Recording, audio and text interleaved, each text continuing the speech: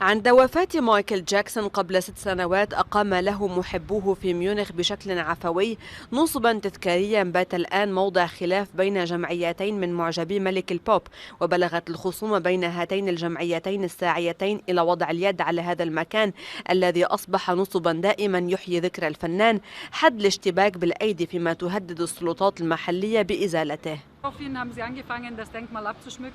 قاموا بانتزاع الزينة وإزالة الملصقات وقطعوا الأزهار التي وضعناها. جمعية MJ Legacy تظن أنها تملك الإذن الحصري من البلدية لتزيين النصب وصيانته، وهي تستخدم كل الوسائل الممكنة للوصول إلى غايتها، إلا أن الكثير من المعجبين لا يقبلون بذلك ويريدون الاستمرار بالمجيء إلى المكان.